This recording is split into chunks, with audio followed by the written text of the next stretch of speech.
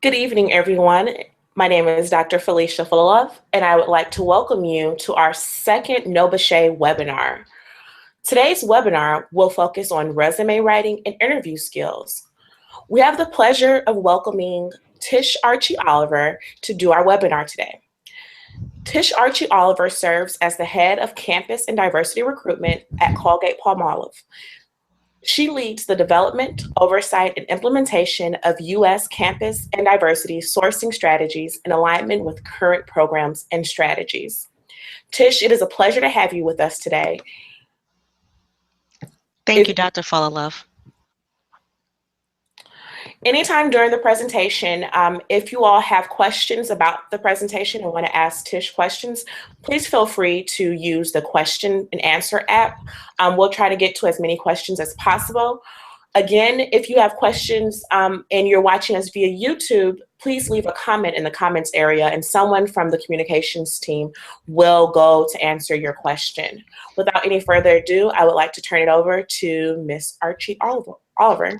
Thank you, Dr. Fullalove. Thank you so much for the introduction. Good evening, everyone. Thank you for taking time out of your busy schedules to join me this evening for this tutorial. The fact that you are logged in at 7 p.m. tells me how seriously committed you are to your career and excellence. I hope you find this tutorial beneficial. This evening, I will be conducting a tutorial called Resume Writing and Interview Skills Workshop. We will be covering the actual resume, interview do's and don'ts, tips for answering questions, and then we'll have a summary of everything that I communicated and open it up for questions and answers. So let's talk about the resume. What is a resume? I'm sure all of you know this information, but I thought it would be great to actually reiterate it. A resume is a written compilation of your education, work experience, credentials, and accomplishments, and is used to apply for jobs. The resume and the application are used by potential employers to screen applicants for a job. The resume review is often followed by an interview to determine if the person has qualifications for the job. So the resume has some key components to it, and it's important that you follow these 4 key principles of resume writing. You want to ensure that the resume is specific.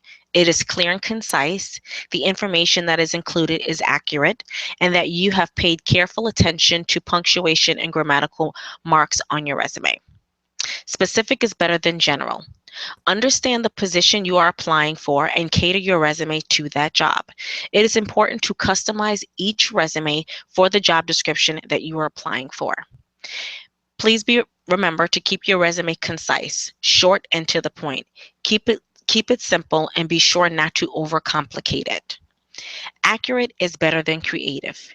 Creativity can be tricky because it can be interpreted differently by different people. So you want to ensure that the information is accurate and that you can clearly explain all of the details on your resume. Careful is better than careless. One simple spelling or grammatical mistake can completely knock you out of the process. Have a friend, family member, or mentor review your resume. The next piece on the agenda, interview do's and don'ts. The interview process may consist of any or all of the following: a phone interview, one-on-one in-person interview, in-person interviews with multiple company representatives, or may also be known as panel interviews, or second-round interviews. Let's talk about the pre-interview process, the phone calls. Remember that every point of contact that you have with the company is an interview. Use proper phone etiquette and always be courteous. Answer the phone in a personal and polite voice, but always remember to make it a business voice. I usually answer the phone with, "Hello, this is Tish Arche-Oliver. How may I help you?" Ensure you are in a quiet location for phone screens. Be prepared. Stay on your game at all times. And this is really important. You want to ensure that you have pen and paper at all times when you're on the phone talking to a representative for the company, because they may be giving you some critical details that you need to capture. Let others who share your phone know that you may get a call. It's important to let everyone in your household know that you are expecting a call, so that if someone is not equipped to take messages, make sure that that person is not actually responding to the phone or catching your calls when someone from the company is calling. This is an important step for the company to determine the next steps in the process, so you want to be very careful with any phone contact you have with the company. Preparing for an in-person interview. You want to make sure that when you are preparing for your interview that you actually understand the company. It's important to conduct research on the company before the interview. Interviewers like to know that you have taken the time to research the organization. It captures your level of interest for not only the job, but also the organization. Clearly, make sure that you clearly understand what the job entails. Make sure that you review the job description. And if you are not sure of something that's on the job description, make sure that you jot it down and ask a question surrounding that during the interview process. During the interview process, you want to make sure that you can articulate yourself. You need to be able to communicate your skill sets, your values, your interest levels and things, your abilities to do the job, your experiences, and any of your long-term plans that you have for your career. All of these things the interviewers want to know during the interview process. So let's take a look at some of the interview do's. You definitely want to arrive on time, but preferably no more than 10 to 15 minutes early. Bring copies of your resume for each interviewer. So, for example, if a company contacts you or a coordinator contacts you to schedule you for an interview and you are interviewing with 4 people, you want to make sure that you have a minimum of 4 resumes so that you have a copy of your resume for each interviewer that you are going to meet. However, as a rule of thumb, I always recommend that you have at least 7 to 10 resumes. That's because you may be scheduled initially to have an interview with 3 to 4 people, but as the interview process progresses that day, it may be determined that you should meet with more people. So you always want to be prepared. If possible, have a copy of the job description with you. You never know when you will need to refer back to it. Bring a notebook and pen to take notes. Prepare your questions in advance to ask. It shows that you're prepared. And make sure that you're dressed appropriately for the interview. Now let's take a close look at the nonverbal communication during the interview process. You want to make sure that you're greeting the interviewer with a confident handshake and a smile. Be sure to practice this handshake. It's more important than you think. Maintain eye contact. Your shoes do not need any attention. There's no need to look down. Make sure that you're looking the person that you're meeting with straight in the eye. Speak clearly. Listen carefully and ask follow-up questions to an interviewer's comments. Again, don't forget to dress appropriately and treat everyone you meet with respect. You are being judged on several nonverbal factors. So let's take a look at something that's very critical to the interview process: attire. What should you wear in an interview? You want to make sure that you are either wearing a suit or other professional attire. It should be navy, black, or dark gray as a rule of thumb. A suit skirt should be long enough so that you can sit down comfortably. A conservative blouse, conservative shoes, limited jewelry, professional hairstyle, light makeup. I have included perfume here, but you may need to use some discernment with this. You don't want to wear a perfume that is too heavy. Neat and clean nails, and bring a portfolio or briefcase with you. So what are the interview don'ts? I'm sure you all know this. Never show up late. Plan ahead and anticipate getting lost or delayed in transit. The interviewer took time to meet with you, and if you are late, you are wasting their time. I have a rule of thumb when it comes to this. If you are running late and there are unforeseen circumstances, please remember to contact the interviewer to let them know that you're running late so that they can adjust their calendar accordingly. During the interview process, do not have your cell phone out. Turn off your cell phone and put it away before entering the location of the interview. My recommendation is to actually turn the phone off, not on vibrate, not on mute, actually turn it off. If you have a phone out, the interviewer will think that you are not interested in the opportunity or not find the interview important. So please pay close attention to that. Do not ramble on and on when speaking. Try to be clear and to the point. Answer only what is necessary while showing your personality. And if you are nervous, you may talk more. And it's okay if there are moments of silence. So oftentimes you find people want to talk through the white noise, they find the void um, very uncomfortable. But be comfortable with this uncomfortable. There's no need for you to continuously speak to fill that void. Do not fidget, slouch, or make physical contact with the interviewer. The post-interview process. Be sure to reaffirm your interest and ask for the job opportunity. Ask what are the next steps in the process. I have a rule of thumb. ABC, always be closing. So you want to close your interview. And again, reaffirm your interests. Make sure that you're understanding what the next steps are in the process. Remember that you are still on an interview until you leave the company premises. And this is very important for those who like to change their shoes when they get to the lobby or right downstairs in front of the building. Make sure that you have completely left the company premises. Walk around the corner, across the street, to the garage, to your car, and make those changes.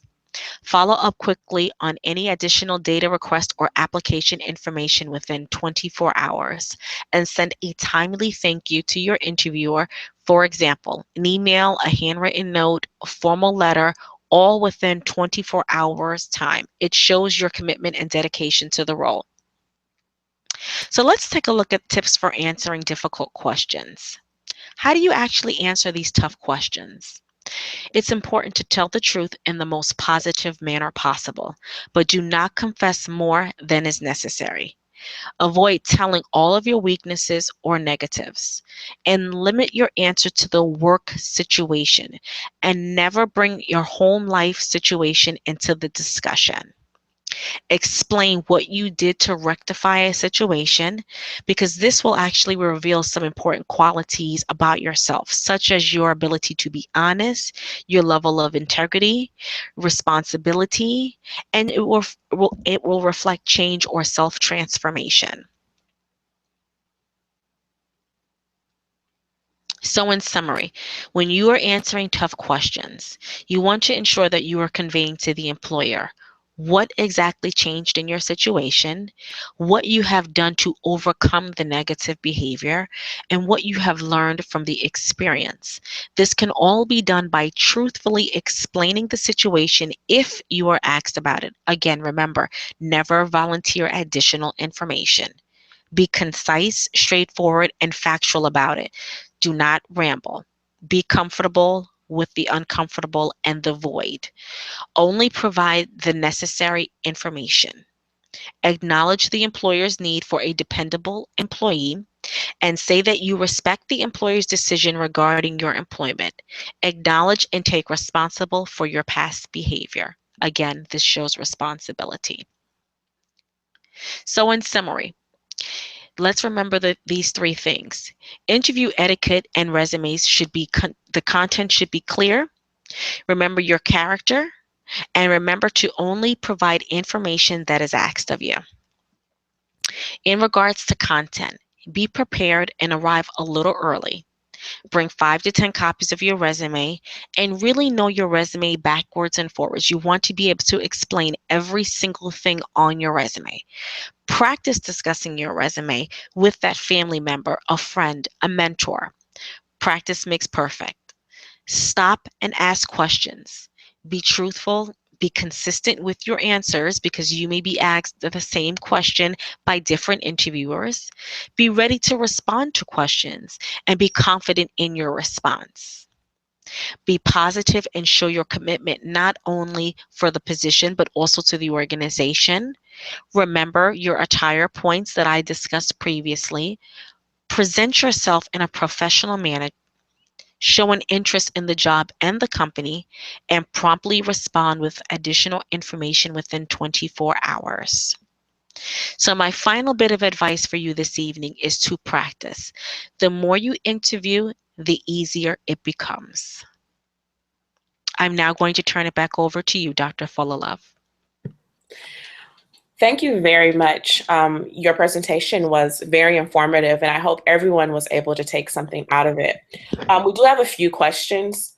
One of the questions is, what types of questions may you be asked on a phone interview? I think the phone interview might scare some people, and so people are curious to what types of questions should they be prepared for on a phone interview. That's a great question. And I think the answer is contingent upon the organization. So I think each organization utilizes the phone screen or the pre-screen process differently. I think in general, you need to be able to communicate information on your resume. Typically, the phone interview or the phone screen is just a getting to know you call.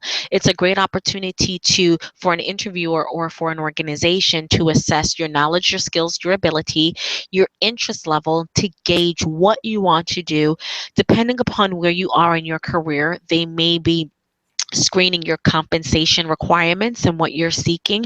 So again, it's really a getting to know you call. You're probably on a phone screen or phone interview.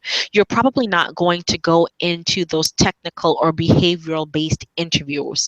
But it's okay to ask your interviewer, or it's okay to ask the person that is facilitating or scheduling the interview schedule what type of interview you should be prepared for. I get that question all the time, and I think it's completely fine to ask that question so that you will be able to prepare ahead of time.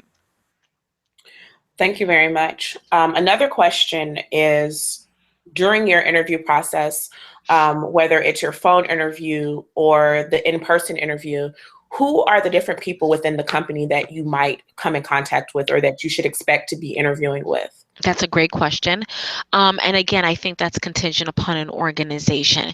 Typically, with an interview, you will probably meet with either a direct hiring manager, someone on that team, people the organization or the function has identified to be capable of interviewing and possibly making a hiring decision. And I would safely say that in all situations, you're probably going to interview with an HR person, whether it be an HR generalist or a recruiter. And then a last question, what types of questions should you ask the interviewers? So one of your tips was to have your questions ready for the interviewers. What types of questions should people be thinking about to ask the interviewers? I think that's a great question.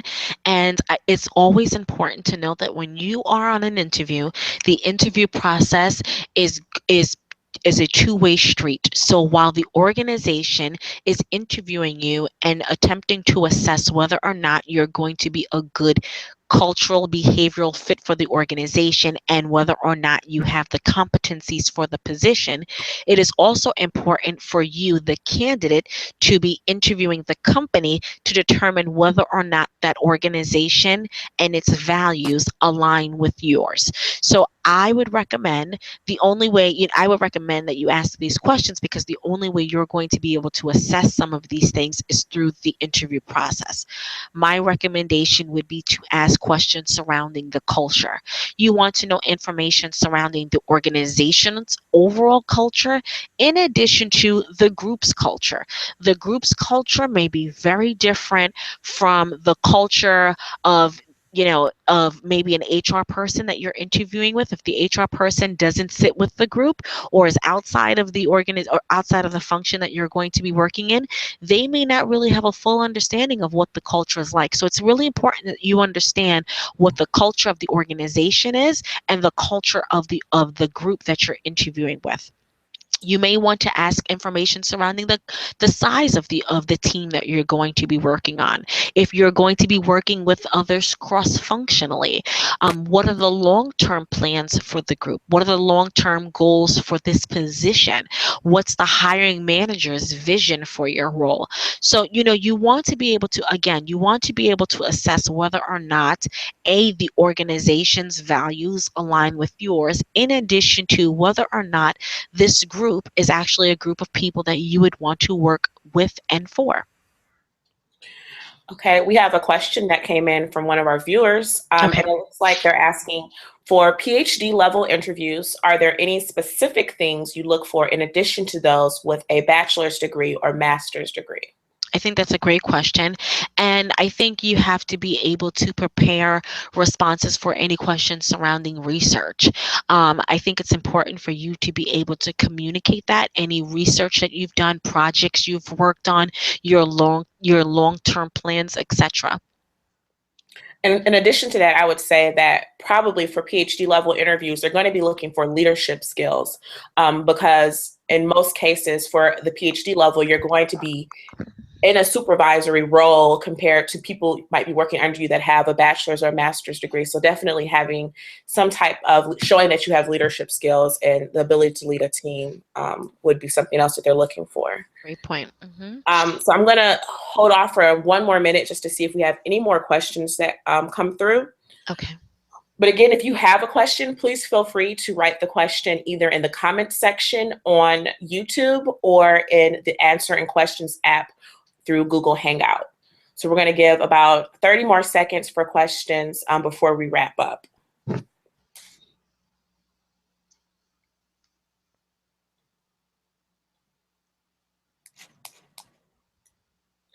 And one of the things, just to let you know, Tish, many of the individuals that are attending the NOBCChE conference, they do have the opportunity to do on-site interviews with companies.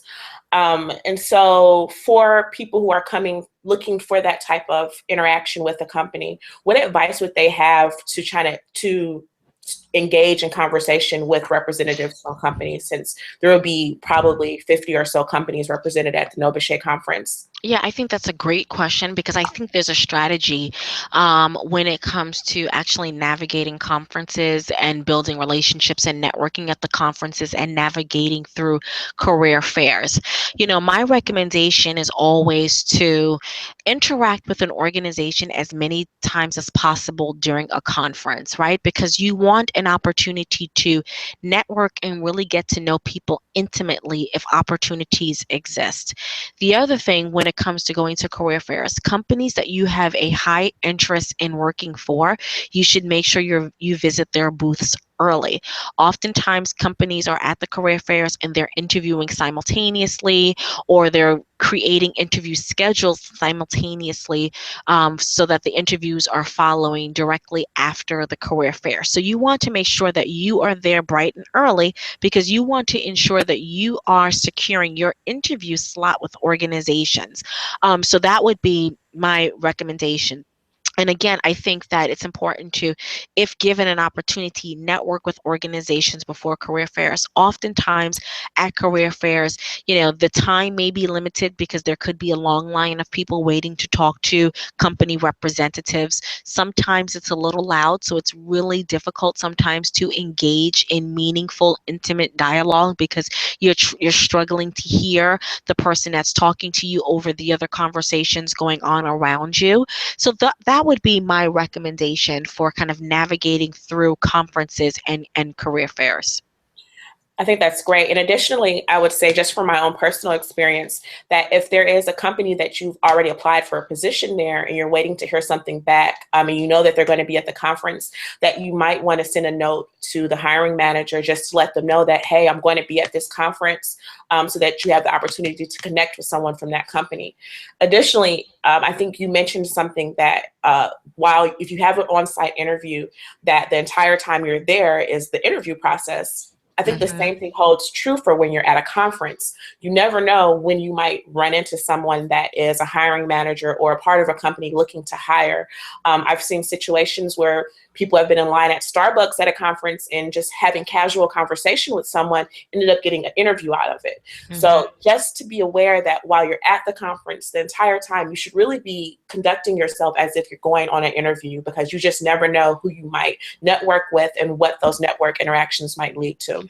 I totally agree with you. I can't tell you how many times. First of all, when I'm attending a conference, I'm very cognizant of all all conversations. I'm very cognizant of all people that I'm also communicating with, whether it be a student or my peer at a competing organization. And it's a great opportunity for you to build relationships. So I think that that's a very key point that you just made, because I think especially during conferences, when you're seeing people over, continuously over a 3-4 day period, you're seeing the same faces over and over again. And oftentimes you find yourself engaging in dialogue, and then you're thinking to yourself as you're talking to someone, this person would be a great fit for the organization. So very, much to your point that you just made, it's important to be very conscious of the conversations that you're having and where you're having those conversations. All right. So we don't have any more questions that have come in, but I think we have covered a great deal of information here. And I hope that all of our viewers were able to get something out of this. I know I did. And I want to thank you again, Tish, for taking time out of your busy schedule to do this workshop with NOBCChE. So on behalf of the NOBCChE Communications team and the National Organization of Black Chemists and Chemical Engineers, we would like to thank you for conducting this webinar for us. If you all have any further questions about the webinar or any questions about interview skills, again, even after the webinar, once this is posted on our YouTube page, make sure that you go ahead and put a comment on our YouTube page or comments on Facebook and Twitter and Instagram as well. We'll be talking about interviewing skills up until the conference itself in September. Finally, if you have not registered for the conference, please make sure that you do that as soon as possible.